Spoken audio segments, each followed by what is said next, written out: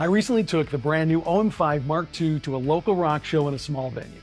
I know what you're thinking, this camera wasn't exactly designed for dark, crowded punk rock gigs with strobes and red lights. But hey, if life were easy, well, I'd probably be better at it. So did this camera rock on or face plant in the pit?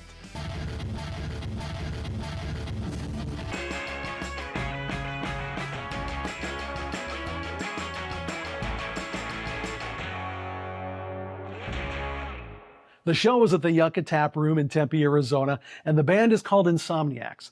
They're a local pop-punk trio here in the Valley, and they always bring the energy and the killer music. In fact, you can check them out on Apple Music, Spotify, or any music streaming service. Links are in the description. They are currently working on a new record. Yes, I'm old. I still call it a record.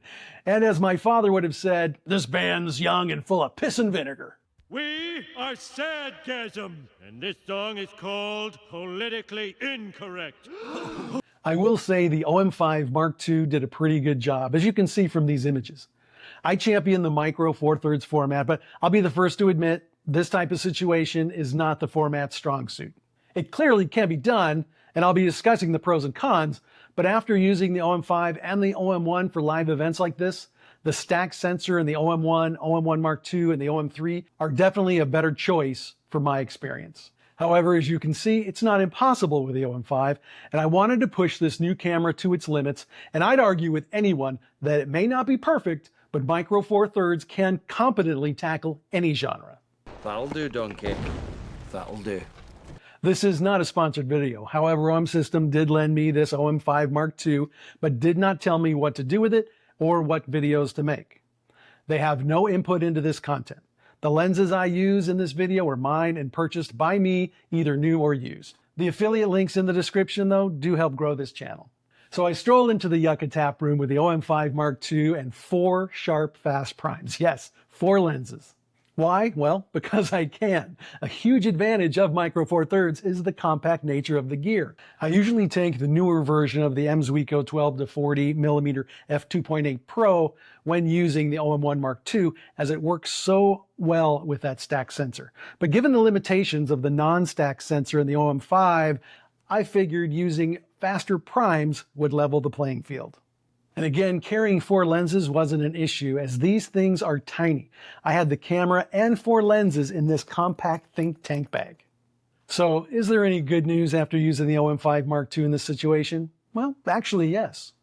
In this case, size actually does matter, and having the compact gear lets me move through a crowd nearly invisible. Like tears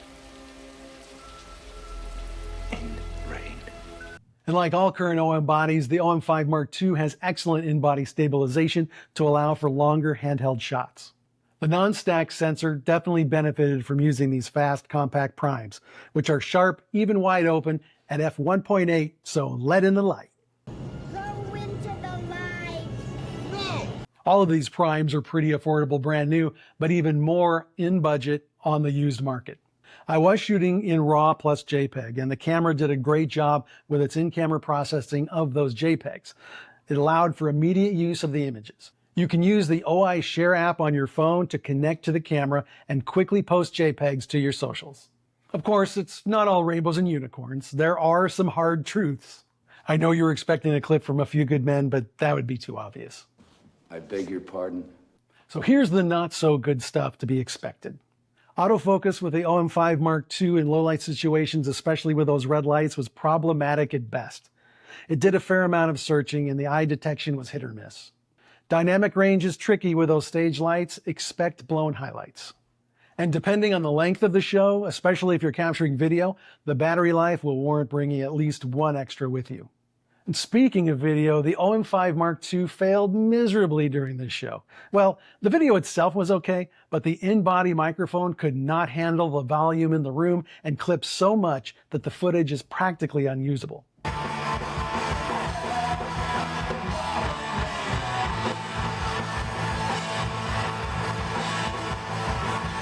Next time, I'll bring an external microphone. And of course, the biggest gotcha with micro 4/3, Noise. Look, if you're like me and you're bold enough to bring an OM5 to a dimly lit rock show, here are 10 tips to make it work so you're not crying in your coffee during post-processing.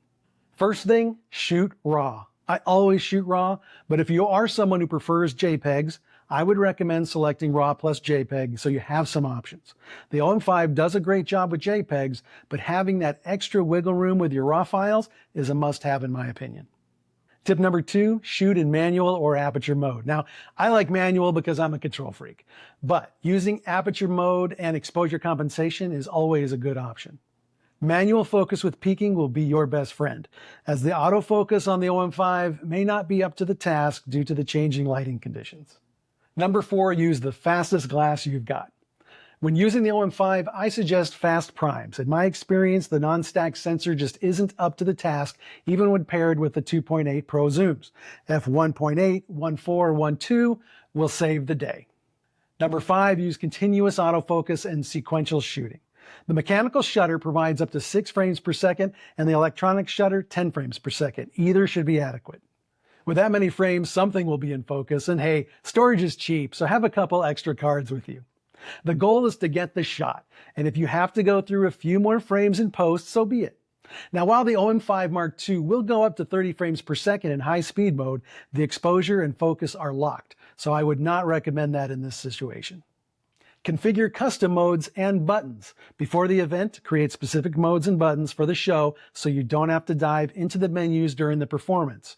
There is only one custom section on the dial, but there are 4 modes that you can save. Lucky number 7, overexpose, but just a smidge. It's easier to recover shadows than save blown highlights.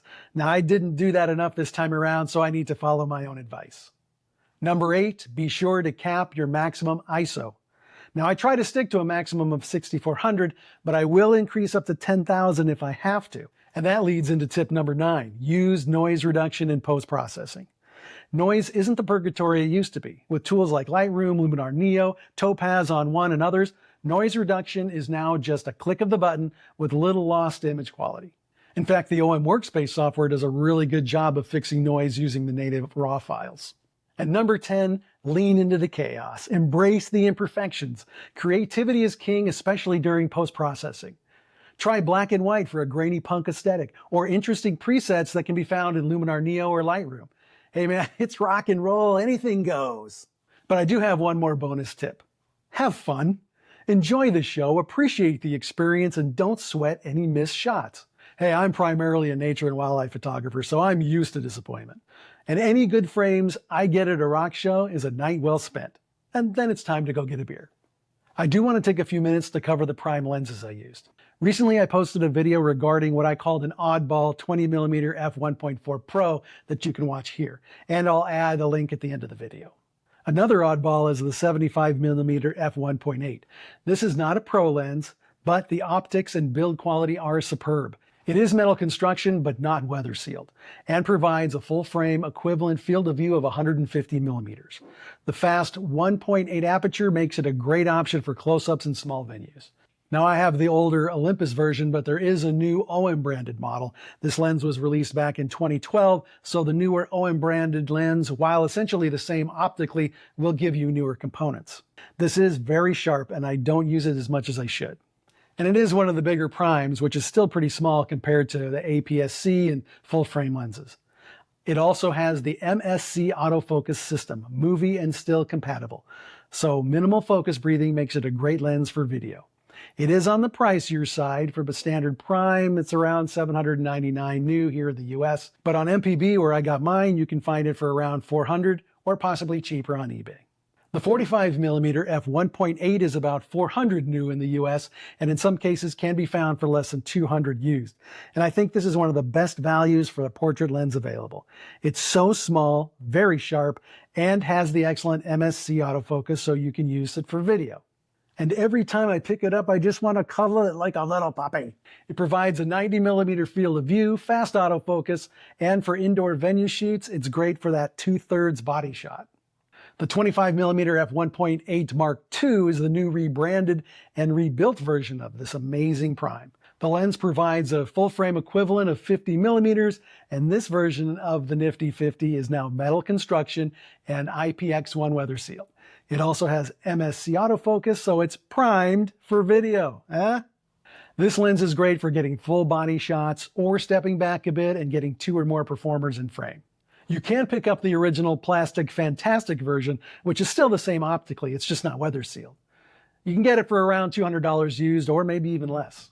And finally, the new 17mm f1.8 Mark II, which provides a full frame equivalent field of view of 34mm for wide shots when I was practically standing with my back against the wall.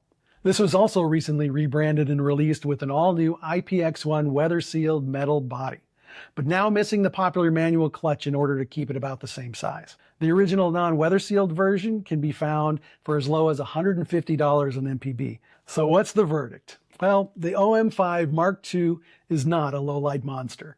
Yeah, no shit. But with the right lenses, a little pre-planning, and a willingness to embrace some imperfections, it can absolutely hang in a venue like this. Just temper your expectations with flexibility dipped in reality. It will survive the mosh pit, but it'll come out with some bruises and probably a black eye. Now, I would much rather have the OM1, OM1 Mark II, or the OM3 for this type of situation because of the much better stack sensor. I can't fully endorse the OM5 for indoor concert photography. Results vary and you may have a better experience than I did. But I don't think it'll shock anyone that the OM5 Mark II will be a better outdoor travel and street camera. I mean, after all, that is how OM System is marketing it, and for a good reason. It'll do in a pinch, but that's about as far as my recommendation will go for this genre. Well, let me ask you, have you ever used a Micro Four Thirds camera to shoot a concert or something equally sketchy in low light? Post your experience in the comments and join the conversation. I really would be interested to find out what camera and lenses you used, as well as your successes and stumbles. If you're interested in my other OM5 Mark II impressions or Micro Four Thirds gear in general, check out the links that I'll post at the end of this video. And be sure to like and subscribe if you found this helpful. Thanks for watching. Take care.